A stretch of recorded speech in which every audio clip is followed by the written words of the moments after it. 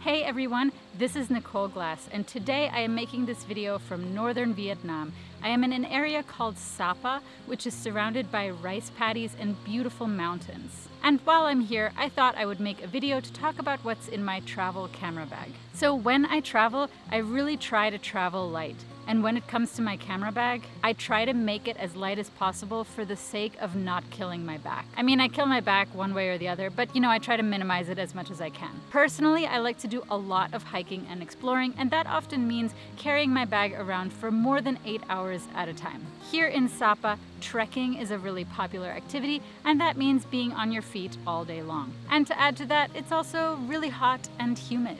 In southern Vietnam, where I was a couple of days ago, I was melting pretty much every day. So the less gear I have, the easier it is. Okay, so let me show you some of my gear that I brought with me. By the way, this is a backpack by a company called Peak Design. It's really great for traveling, fits pretty much everything I need. I will link to it below.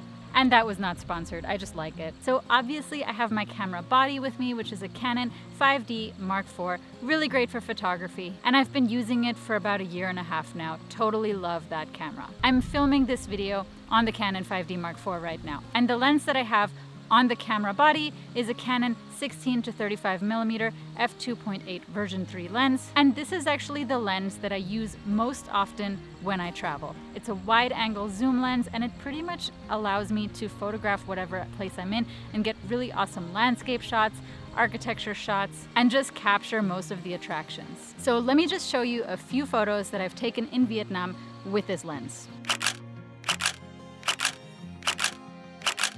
Next, I have my Canon 50mm f1.4 lens, this one right here. I love traveling with this lens because it is so small and light. I can just throw this in my bag and it really doesn't add a lot of weight. I use this lens primarily when I need a little bit more zoom than the 16-35mm can give me, as well as when I'm taking portraits or I want to get a photo that has that really smooth bokeh. I also use this lens when I'm taking photos at night. For example, I visited a night market on the island of Phu Co the other day, and this is the only lens that I brought with me for that because it does really well in low light situations and I don't have to push the ISO as high as I might when I'm using a different lens. Here are just a few photos that I've taken with this lens so far.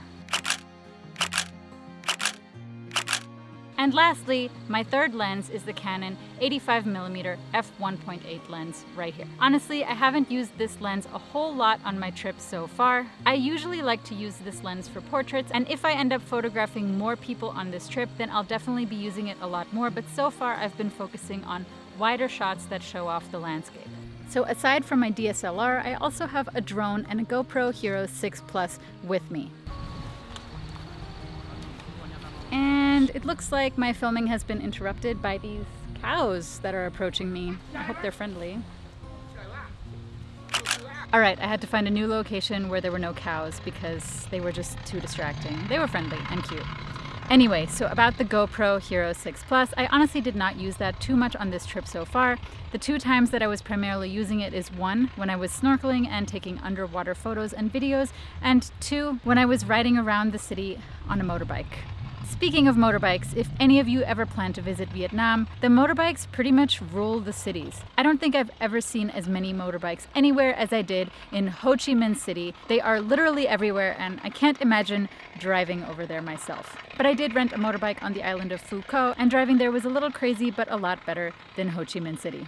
And there's no better way to experience Vietnam than to ride through it on a motorbike, right? Well, it definitely took a lot of concentration, but that's where the GoPro came in handy. I was able to record on my GoPro while driving without losing my concentration. And the next item in my camera bag is a DJI Mavic Air drone, which I like to call my baby drone. I have 2, a DJI Phantom 4 Pro and the Mavic Air, and on this trip I actually decided to leave the Phantom 4 Pro at home, as much as I love that drone. Originally I was planning to take both, but I changed my mind for 2 reasons. 1, if I'm going to be riding around motorbikes and trekking for long periods of time, the smaller the bag, the better. And the bigger drone, as much as I love the quality of the footage that it produces, is just going to make my bag so much heavier and larger.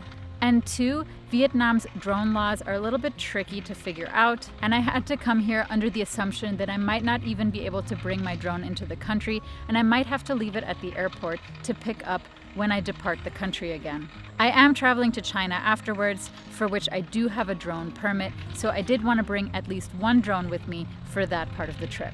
So with those things in mind, I decided just to bring my tiny little drone with me, leave the big one at home, and if I do get some footage here, great. If not, it's okay. So one thing I do want to mention is a little bit about my experience flying a drone here in Vietnam, which I did only a couple of times. When I fly a drone in the US or Europe, first of all, I always try to avoid flying around people, but if there is anyone in the vicinity, I do get a lot of unfriendly looks and unhappy people who are skeptical about what I'm doing, even if I'm following every rule in the book. Overall, I think drones have a very negative reputation in many places.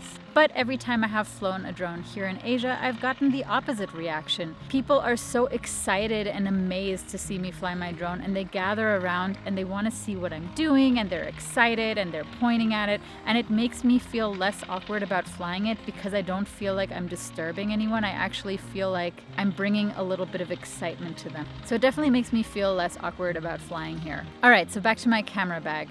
I also have a couple of accessories in that bag, including a Joby GorillaPod, which is like a little tiny tripod that I'm actually holding right now as I film myself speaking into the camera. Highly recommend it. I also have a Rode microphone, which is also currently attached to my camera, and of course, lots of extra batteries and memory cards. So what's not in my travel camera bag?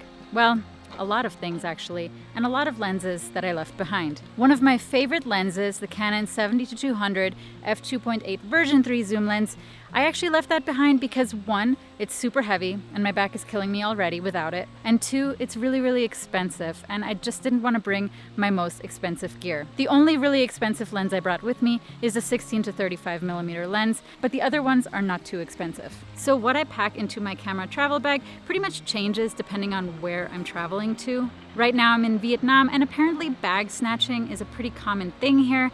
If you watched one of my earlier videos, you might have noticed that I was concerned about it. But after being here for a while, I've realized that maybe I was a little bit overly paranoid. It is common, but if you exercise common street sense and hold on to your bag at all times, I think you're probably going to be okay. The people of Vietnam are overall so kind and honest and friendly, and I've just fallen in love with its people, its culture, and this welcoming culture that I've seen everywhere I've gone. The 10 days that I'm spending here, it's just not enough. Guess I'm gonna have to come back. Anyways, thank you so much for watching. I hope you enjoyed this video.